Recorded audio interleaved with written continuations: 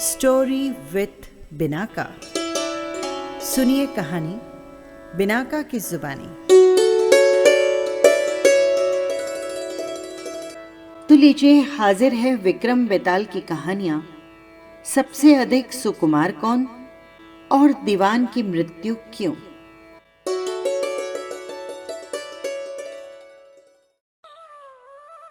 ये तो आप जानते ही हैं कि जैसे ही न्यायप्रिय राजा विक्रमादित्य ने बेताल के प्रश्न का न्यायपूर्ण उत्तर दिया तो शर्त के अनुसार बेताल उड़कर पेड़ पर जा लटका। विक्रमादित्य फिर पेड़ पर चढ़े और जिस रस्सी से बेताल लटका था वो काटी। बेताल को कंधे पर उठाकर योगी के पास ले जाने लगे तो बेताल ने अपनी शर्त फिर से याद दिलाई। राजा, मेरी शर्त याद है ना? अगर तू रास्ते में बोला तो मैं फिर लौटकर पेड़ पर जा लटकूंगा। विक्रम ने शर्त मानी और चल पड़ा। बेताल ने कहना शुरू किया, पंडित, चतुर और ज्ञानी, इनके दिन अच्छी अच्छी बातों में बीतते हैं, जबकि मूर्खों के दिन कलह और नींद में। अच्छा होगा कि हमारी राह भली बातों की चर्चा में बीते। मैं तुझे एक और कहानी सुनाता हूं, ले सुन। गौड़ देश में वर्धमान नाम का एक नगर था, जिसमें गुणशेखर नाम का राजा राज्य करता था। उसके अभयचंद्र नाम का एक दीवान था। उस दीवान के समझाने से राजा ने अपने राज्य में शिव और विष्णु की पूजा, गोदान, भूदान, पिंडदान सब कुछ बंद करवा दिए। नगर में डोंडी पिटवा दी गई। जो कोई ये काम करेगा उसका सब कुछ छीन कर उसे नगर से निकाल दिया जाएगा। एक दिन दीवान ने कहा, महाराज, अगर कोई किसी को दुख पहुंचाता है और उसके प्राण लेता है तो पाप से उसका जन्म मरण नहीं छूटता। वो बार बार जन्म लेता है और मरता है। इससे मनुष्य का जन्म पाकर धर्म को बढ़ाना चाहिए। आदमी को हाथी से लेकर चींटी तक सबकी रक्षा करनी चाहिए। जो लोग दूसरों के दुख को नहीं समझते और उन्हें सताते हैं, उनकी इस पृथ्वी पर उम्र घटती जाती है और वे लूले, लंगड़े, काने, बौने होकर फिर से जन्म लेते हैं। राजा ने कहा, ठीक है। अब दीवान जैसा कहता, राजा वैसा ही करता। देवयोग से एक दिन राजा मर गया। उसकी जगह उसका बेटा धर्मराज गद्दी पर बैठा। एक दिन उसने किसी बात पर नाराज होकर दीवान को नगर से बाहर निकलवा दिया। कुछ दिनों बाद की बात है, एक बार बसंत ऋतु में वो इंदुलेखा, तारावली और मृगांकवती इन तीनों रानियों को लेकर बाग में गया। वहां जब उसने इंदुलेखा के बालों में हाथ घुमाया तो उसके कान में लगा हुआ कमल उसकी जांघ पर गिर गया। कमल के गिरते ही उसकी जांघ पर घाव हो गया और वो बेहोश हो गई। बहुत इलाज हुआ, तब कहीं जाकर वो ठीक हुई। इसके बाद एक दिन की बात है कि तारावली ऊपर खुले में सो रही थी। चांद निकला। जैसे ही उसकी चांदनी तारावली के शरीर पर पड़ी, फफोले उठ गए। कई दिनों के इलाज के बाद उसे आराम हुआ। कुछ दिनों के बाद एक दिन किसी के घर में मूसलों से धान कूटने की आवाज हुई। सुनते ही मृगांकवती के हाथों में छाले पड़ गए। इलाज हुआ, तब कहीं वो जाकर ठीक हुई। इतनी कथा सुनाकर बेताल ने पूछा, महाराज, बताइए, इन तीनों में से सबसे ज्यादा कोमल कौन थी? राजा ने कहा, मृगांकवती, क्योंकि पहली दो के घाव और छाले कमल और चांदनी के छूने से हुए थे।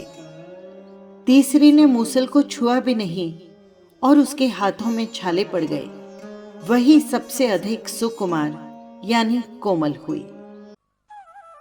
जैसे ही राजा ने उत्तर दिया, बेताल 9-2-11 हो गया।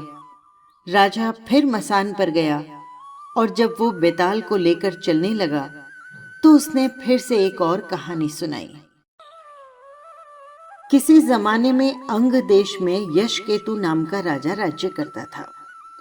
उसके दीर्घदर्शी नाम का बड़ा ही चतुर दीवान था। राजा बड़ा विलासी था। राज्य का सारा बोझ दीवान पर डालकर वो भोग विलास में पड़ गया। दीवान को बहुत दुख हुआ। उसने देखा कि राजा के साथ सब जगह उसकी भी निंदा हो रही है, इसलिए वो तीरथ का बहाना करके चल पड़ा। चलते चलते रास्ते में उसे एक शिव का मंदिर मिला। उसी समय निशिदत्त नाम का एक सौदागर वहां आया और दीवान के पूछने पर उसने बताया कि वो सुवर्ण द्वीप में व्यापार करने जा रहा है। दीवान भी उसके साथ हो लिया। दोनों जहाज पर चढ़कर सुवर्ण द्वीप पहुंच गए और वहां व्यापार करके धन कमाकर लौटे। रास्ते में समुद्र में दीवान को एक कल्प वृक्ष दिखाई दिया। उसकी मोटी मोटी शाखाओं पर रत्नों से जड़ा एक पलंग बिछा था।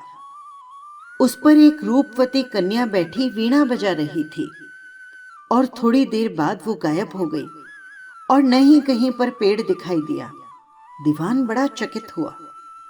दीवान ने अपने नगर लौटकर सारा हाल राजा को कह सुनाया। इस बीच इतने दिनों तक राज्य को चलाकर राजा भी सुधर गया था और उसने विलासिता छोड़ दी थी। दीवान की कहानी सुनकर राजा उस सुंदरी को पाने के लिए बेचैन हो उठा और राज्य का सारा काम दीवान को सौंपकर तपस्वी का भेष बनाकर वहीं पर पहुंच गया। पहुंचने पर उसे वही कल्प वृक्ष और वीणा बजाती हुई कन्या दिखाई दी। उसने राजा से पूछा, तुम कौन हो? राजा ने अपना परिचय दिया। कन्या बोली, मैं राजा मृगांकसेन की कन्या हूं। मेरा नाम है मृगांकवती। मेरे पिता मुझे छोड़कर न जाने कहां चले गए हैं। राजा ने उसके साथ विवाह करना चाहा तो उसने एक शर्त रखी कि वो हर महीने के शुक्ल पक्ष और कृष्ण पक्ष की चतुर्दशी और अष्टमी को कहीं पर जाया करेगी और राजा उसे नहीं रोकेगा। राजा ने शर्त मान ली और उसके साथ विवाह कर लिया। इसके बाद कृष्ण पक्ष की चतुर्दशी आई तो राजा से पूछकर मृगांकवती वहां से चली गई। राजा भी चुपचाप उसके पीछे चल दिया। अचानक राजा ने देखा कि एक बड़ा सा राक्षस निकला और उसने मृगांकवती को निगल लिया। राजा को बड़ा गुस्सा आया और उसने राक्षस का सिर काट डाला। मृगांकवती उसके पेट से जीवित निकल आई। राजा ने उससे पूछा कि ये क्या माजरा है? तो उसने कहा, महाराज, मेरे पिता मेरे बिना भोजन नहीं करते थे। मैं अष्टमी और चतुर्दशी के दिन शिव की पूजा करने यहाँ पर आती थी। एक दिन मुझे पूजा में बहुत देर हो गई और इसी कारण मेरे पिता को भूखा रहना पड़ा। देर से जब मैं घर लौटी तो उन्होंने गुस्से में मुझे शाप दे दिया कि अष्टमी और चतुर्दशी के दिन जब मैं पूजा के लिए आया करूंगी तो एक राक्षस मुझे निगल जाएगा और मैं उसका पेट चीरकर निकला करूंगी। जब मैंने उनसे शाप छुड़ाने के लिए बहुत अनुनय विनय किए तो वे बोले, जब अंग देश का राजा तेरा पति बनेगा और तुझे राक्षस से निगली जाते देखेगा तो वो राक्षस को मार गिराएगा और तब तेरे शाप का अंत होगा। इसके बाद राजा उसे लेकर नगर में आया। दीवान ने ये देखा तो उसका हृदय फट गया और वो मर गया। इतना कहकर बेताल ने पूछा, हे राजन, बताओ कि स्वामी की इतनी खुशी के समय दीवान का हृदय क्यों फट गया? राजा ने कहा, इसलिए कि उसने सोचा कि राजा फिर स्त्री के चक्कर में पड़ गया है और अब राज्य की दुर्दशा होगी। राजा का इतना कहना था कि बेताल जोर से हंसने लगा और बोला, राजन, तू बोला, मैं चला। बस यही थी कहानी।